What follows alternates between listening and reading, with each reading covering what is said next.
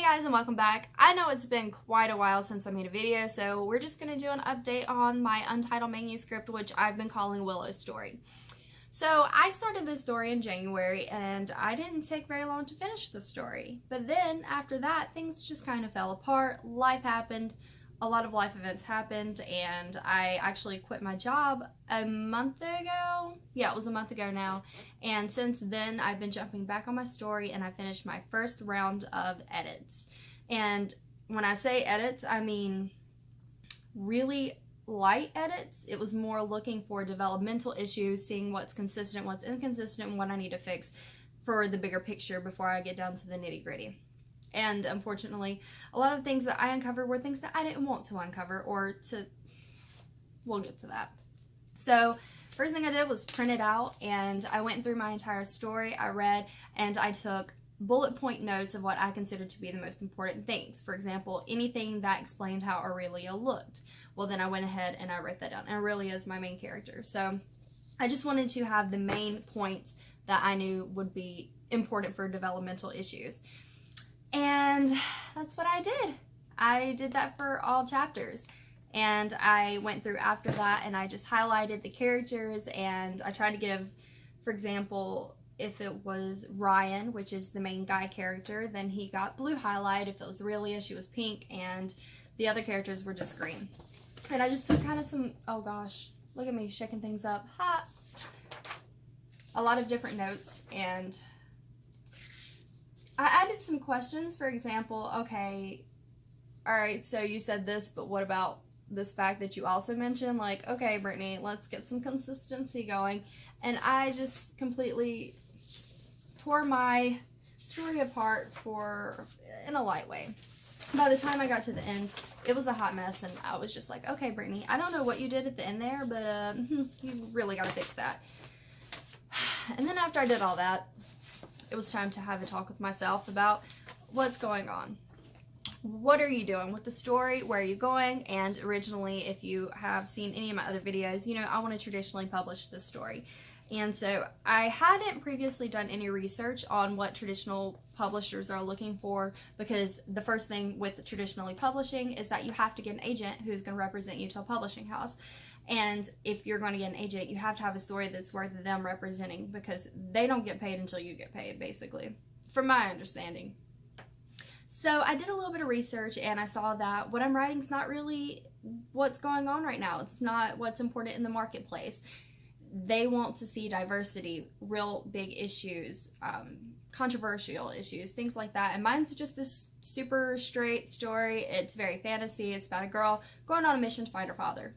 And that's about it. There's no big real world issues that come up.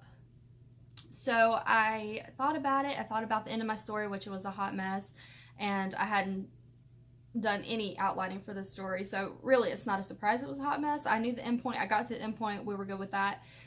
But the more I thought about it, the more I realized that I needed to incorporate the things that agents would want to see, and I think it would make my story better anyways, having some diversity, having for example, I would never feel comfortable writing from the perspective of someone who's not a white female or a white male, because I am white. So that's my experience in life. I don't know what it's like to be someone of a different color. But I have a best friend who's Cuban. I do feel comfortable writing about having a Hispanic best friend, because she is my best friend. I've grown up with her. I've seen the things that she's had to deal with. So I would feel comfortable with having a diverse second character, but not the main character. So I thought that would be something I'd want to incorporate in my story, and to have more real world issues. Let's talk about abuse, mental illness, things like that.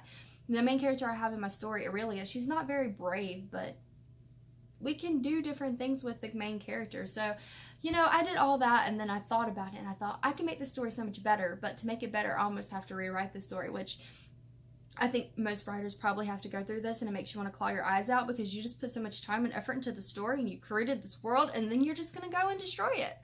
Like, okay, it's fine, don't worry about it. But I think it would make the story better. So at this point, my plan is for NaNoWriMo, I'm not going to say I'm going to finish an entire novel in the month, because I probably won't, because if you remember, I'm also in grad school, and I graduate in December, so November is going to be a crazy month, and I'm starting a new job, so there's just a lot of different things going on. But I do want to create an outline for the month of November. I would like to get started on the story, to have a good idea of the characters, things like that, and I do plan to take a lot of the elements that I had in this novel, my untitled manuscript, because I never got a name for whatever reason, and put that into my new story. And part of that, for this story, I had done some character sketches, which if you can see right behind me, these horribly drawn characters, those are my character sketches, and I just put some of the important details, like this is Aurelia. She has her eyes here. Wow, that just really went out of focus. And I just put some of the main details right beside it. But I don't know if I'll use her for my next story. I probably will. I don't know. I haven't got that far. But I also did some more. I wanted to like recreate the map, make it more diverse, consider all the different characters that live in my fantasy world called Palace, and that's what I did. So we just gonna go right, zoom up. You can see this right here. Those are my continents essentially, and then this is my map, and the red's actually rivers, and I got like an ocean, desert, stuff like that. And I've put a lot of work into Palace, thinking about these creatures and all these wonderful things that I have incorporated into it. So Palace is definitely going to stay around. I'm definitely staying in the fantasy world, because even when I've tried to write realistic fiction, it becomes fantasy. Like all of a sudden, page 2, there's a dragon. Surprise. But anyways, that is my update for my untitled manuscript, where I'm at with writing right now. It's been kind of crazy. I haven't put as much focus on it as I should have, but sometimes I think taking some time away from your story can be a good thing, because you see things in a different light. For example, I saw that this story, it really needs work. So here we are. That's all I've got for today, and I don't know what I will be doing next, but I'm sure you will find out very soon. So see you guys next time.